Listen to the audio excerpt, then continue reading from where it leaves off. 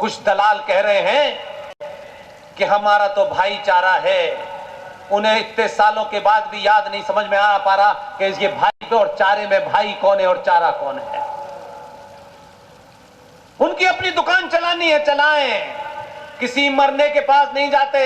कमलेश तिवारी की हत्या हो जाती है, मुंह नहीं खुलता है। नुपुर शर्मा को चौराहे चौराहे गाली दी जा रही है। वो एक अच्छे घर की परिवार की बेटी, एक पढ़ी लिखी बेटी, एक संस्कारी बेटी को इन जिहादियों ने इतना दबाव बनाया और हिंदू दलालों ने जो ठेका लेके हिंदुत्व का घूम रहे हैं। मैं सरकार की बात नहीं कर रहा, उसके बारे में एक लाइन नहीं बोल पाते क्योंकि दुकान चलानी है। हमें आपकी दुकान से कोई मतलब नहीं है। हमारी दुकान का नाम है भारत राष्ट्र, वो चलनी चाहिए।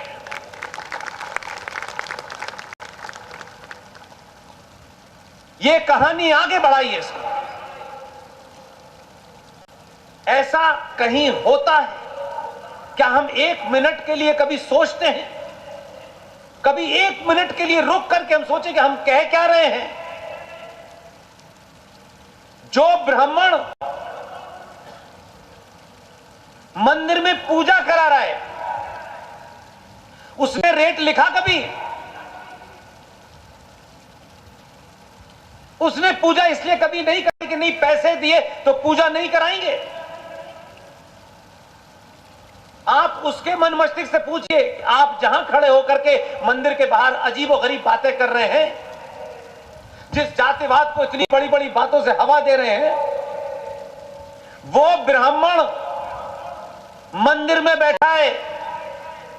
जिस छत्री ने एक ब्राह्मण को उसके गलत कृत्य के कारण मारा, दूसरा ब्राह्मण मंदिर में बैठकर उसी छत्री राम की पूजा कर रहा है।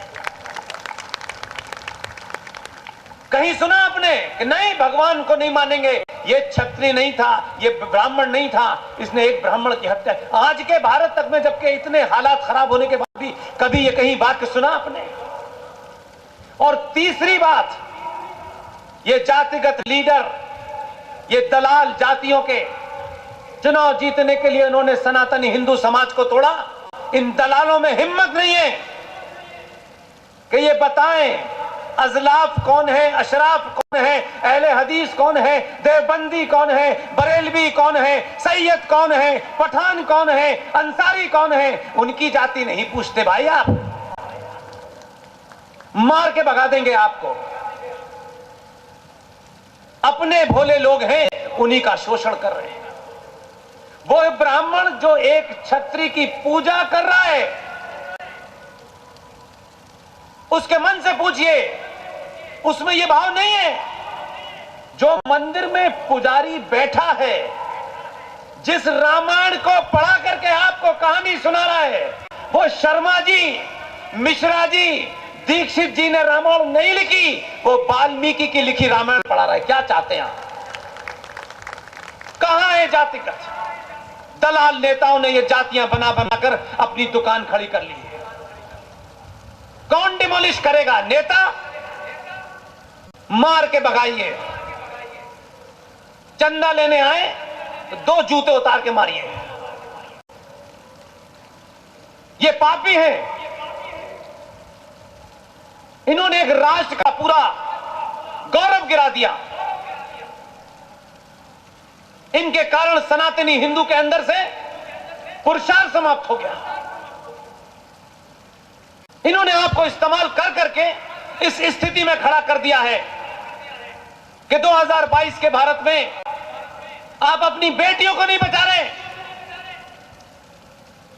कभी संसद में चिंता होती है? किसी मन से किसी ठेकेदार को सुना आपने कहते हुए कि यह समस्या है? कोई 35 टुकड़ों में काट रहा है, कोई 40 टुकड़ों में काट रहा है, कोई सोते में मार रहा है, कोई जगते में मार रहा है, कोई कन्वर्ट हो गई तो वो बुर्का नहीं पहन रही इसलिए उसकी हत्या हो रही है, किसने शादी नहीं की इसलिए हत्या हो रही है, जिसने कर ली उसकी हत्या हो रही है। कोई पूछ रहा है? क्योंकि आप में से, मेरे में से किसी मेरी बेटी के साथ नहीं हुआ तो हमको कोई फर्क नहीं पड़ता। ये ध्यान रखिए, ये चुप्पी किसी ना किसी दिन आपके घर को आग लगाएगी। मेरा गुस्सा इसलिए है, मेरी कोई निजी झगड़ा नहीं है नेता से, किसी से भी निजी तौर पे नहीं है, मैं जानता भी बहुत कम लोगों को, लेकिन बहुत पास से मैंने 20 साल में देखा है। किसी पार्टी, किसी जाति विशेष, किसी इलाके विशेष से मेरा कोई विरोध नहीं है। इसी आग के कारण एक सामान्य जीवन जीने वाला आदमी सब कुछ छोड़ करके पूरे देश में कहां कहां मैं जाता हूं। मैं जिस वक्त बोल रहा हूं, हमारी टीम के सदस्य देश के किसी न किसी कोने में इसी भाषा में बोल रहे हैं। हमारा कोई पर्सनल एजेंडा नहीं है। हम किसी से कुछ मांगने के लिए किसी पार्टी के दफ्तर में कभी नहीं दिखने वाले हैं, कभी नहीं। इसलिए बोलते बोलते गुस्सा इतना आता है, लगता है कि सारी बातें बता दो।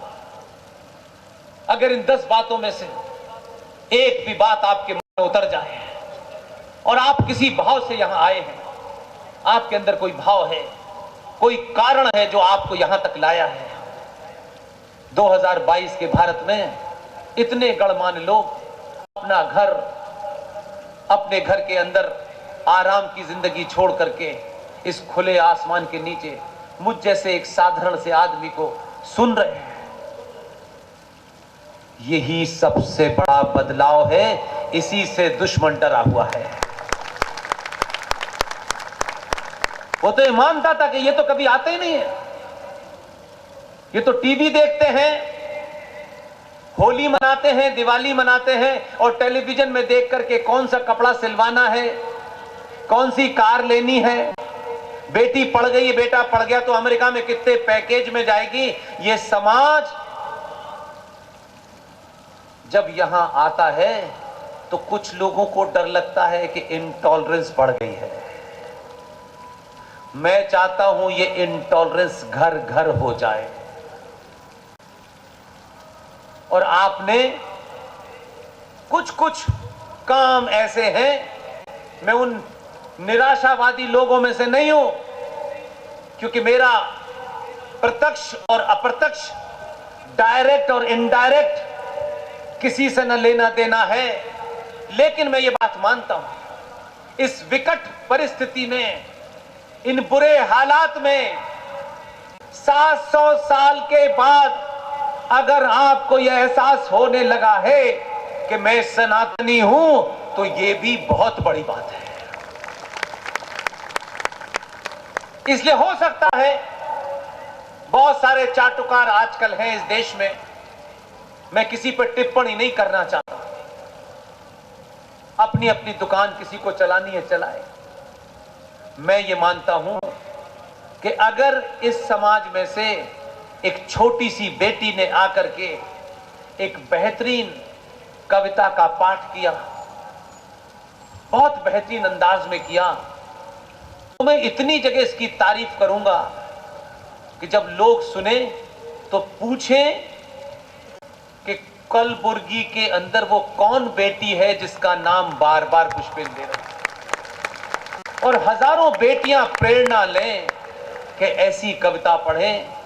मैं उमा शर्मा जी का नाम इसलिए नहीं रहता कि मैं इन्हें जानता हूं, मैं जानते ही नहीं बेचारी को। ये भाव